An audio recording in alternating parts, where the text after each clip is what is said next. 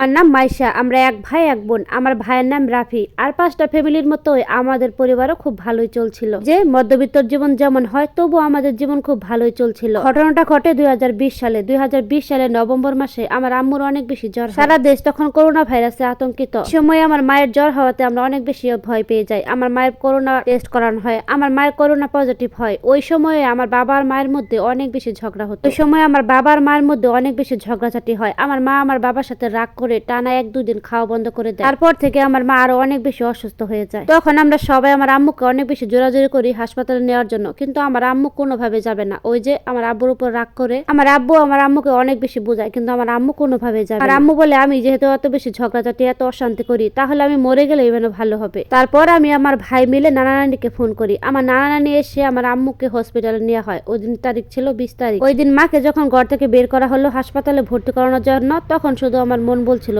এই বুঝি আমার মায়ের সাথে আমার শেষ দেখা। মনকে অনেক বুঝ দিলাম, কিচ্ছু হবে না, আল্লাহ ভরসা। হাসপাতালে আমার আব্বু আমার আম্মুর সাথে যায়, আর আমি আর আমার ভাই বাড়িতেই থেকে যাই। আমার আব্বু যখন আম্মুকে হাসপাতালে ভর্তি করে বাসায় আসছিল, তখন আমার আব্বুকে বললাম, আমার আম্মুর সাথে একটু কথা বলিয়ে দাও না। তখন আমার আব্বু আমার আম্মুর সাথে কথা বলে দেয়, কিন্তু মনটা ভীষণ খারাপ। মনের ভিতরে কোথাও একটা কষ্ট জমা হয়েছিল, কি হয়েছিল বুঝতে পারছিলাম না। লাস্ট 19 তারিখে আমার আম্মুকে আইসিইউতে ভর্তি করানো হয়। আইসিইউতে ভর্তি করানোর সময় আমার আব্বু আর নানারাই ওখানে ছিল। আমরা বাড়িতে ছিলাম, আমি আর আমার ছোট ভাই। তারপর দুপুরে আমার বাবা বাসায় এসেছিল, পাশের বাড়ি থেকে খাবার দিয়েছিল, ওইগুলো খেয়েছিলাম। কিন্তু কেন জানি ভীষণ কান্না পাচ্ছে, কারণ আমি আজ একটা খারাপ স্বপ্ন দেখেছি। আমি স্বপ্নে দেখেছি আমার মা মারা গেছে। তাই কিছুক্ষণ পর পর একটু আড়ালে গিয়ে আমি অনেক বেশি কান্নাকাটি করছিলাম। সারাদিন আমি কিচ্ছু খাইনি। মায়ের কথা ভাবতে ভাবতে হঠাৎ বিকেল হয়ে যায়। তারপর কখন যে ঘুমিয়ে পড়ি নিজেও জানি না। ঘুমের মধ্যে আমি আবার দেখতে পাই আমার আম্মু বলতেছে, তাকে কখন মাটি দিবে, আমাকে তাড়াতাড়ি মাটি দিয়ে দাও, আমার কবরে যাইতে ইচ্ছে করতেছে। তারপর আমার ঘুমটা ভেঙে গেল। আমি আর অনেক বেশি ছটপট লাগছে, কিছুই ভালো লাগছে না। আমি সাথে সাথে আমার নানিকে ফোন দিলাম। তারপর আমার নানিকে ফোন দেওয়ার পরে আমার নানি বলল, তোমার মার কিছু হয়নি, তোমার মা শুয়ে আছে। ওই দেখে নানি পরে নানুর কাছে ফোনটা দিল। আমি স্পষ্ট শুনতে পেলাম নানি আমার নানুকে বলতেছে, তোমার মেয়ে তো ইন্তেকাল করেছে। এই কথা শুনে ফোনের ওই পাশ থেকে আমার নানা অনেক বেশি কান্নাকাটি শুরু করে। এদিকে আমি এত বেশি জোরে কান্নাকাটি করতেছিলাম যে আমার কান্নার শব্দে পাড়ার সবাই এক হয়ে গেছে। সবাই এসে অনেক বেশি চেষ্টা করলো আমার কান্না থামাতে, কিন্তু কেউ পারলো না। আমার ভাইয়া গিয়েছিল নামাজ পড়তে, এসে যখন শুনে এই কথা,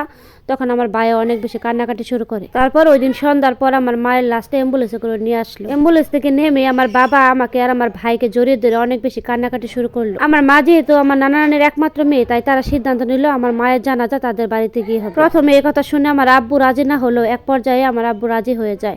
তারপর একটা প্রাইভেট কার ভাড়া করে আমার আম্মুর লাশ নিয়ে যাওয়া হয় আমার নানু বাড়ি। আমার নানু বাড়ি পৌঁছাতে পৌঁছাতে ভোর হয়ে যায়। আমি এত বেশি কান্নাকাটি করি যে বেশ কয়েকবার আমি সেন্সলেস হয়ে যাই। আমার আম্মুকে নিয়ে যাওয়ার সময় যেহেতু লাশের সাথে আমি আর আমার বাবা ছিলাম, তাই আমি আমার বাবাকে তখন বললাম, বাবা তুমি কখনোই আর বিয়ে করবে না। তখন আমার বাবা আমার মায়ের লাশ শুয়ে বলেছিল, ঠিক আছে মা, আমি আর কখনোই বিয়ে করবো না। যে লোকটা আমার মায়ের লাশ শুয়ে কথা দিয়েছিল সে কখনোই বিয়ে করবে না, সেই মানুষটাই কিভাবে পারলো আমার আম্মুর মৃত্যুর 1 বছর না পেরোতে আবার বিয়ে করতে। তারপর থেকে শুরু হলো আমাদের নতুন মায়ের সাথে নতুন জীবন। দিনকাল খুব ভালোই চলছিল। তারপরে চলে আসলো রমজান মাস। যখন আমি ঘরে গেলাম, দেখলাম আমার সৎ মা কাপড় চোপড় ভাঁজ করছিল। আমি শুধু তাকে বলেছিলাম, ওয়ার্ডরোবের ভিতরে আমার মায়ের যে কাপড় চোপড় আছে ওগুলো তুমি ধরিও না। তারপর বাবা বাসায় আসার পর আমার সৎ মা কি এমন বলেছিল আমার বাবার কাছে, তা আমি আজও জানি না। আমার সৎ মায়ের কথা শুনে ওই প্রথমে আমার বাবা আমার গায়ে হাত তুলছিল। শুধু তাই নয়, ওই পুরো রমজান আমার উপরে এতটা পরিমাণ অত্যাচার করেছিল, আমি কাউকে বলিনি ভয়ে। তারপর তো দেখলাম আমার ভাইয়ের সাথেও কথা বলে, আমার ভাইকেও মারধর করে, আর এত পরিমাণে গালাগালি করে যে যা বলার মতো না। 2021 সালটা ছিল আমাদের জীবনের জন্য অনেক কষ্টকর একটা জীবন। আমার আম্মু মারা যাওয়ার পর মনে হয়েছিল আমার আম্মু একা কেন মরে গেল,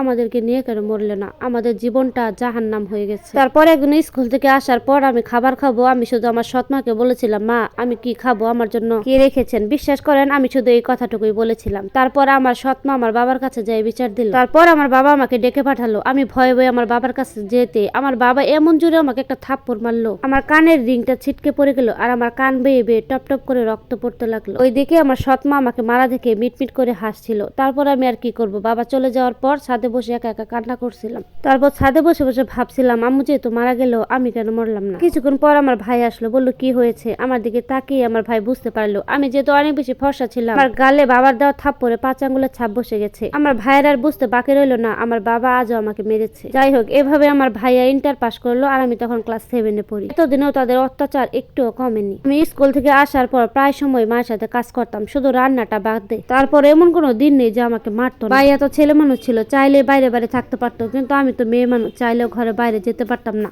তাই সৎ মায়ের অত্যাচার চুপচাপ সহ্য করে ঘরেই থাকতাম। অবশেষে আমার বাবা সিদ্ধান্ত নিল আমার ভাইয়াকে দেশের বাইরে পাঠাবে। তারপর 2023 সালে আমার ভাইয়াকে কানাডা পাঠিয়ে দেওয়া হয়।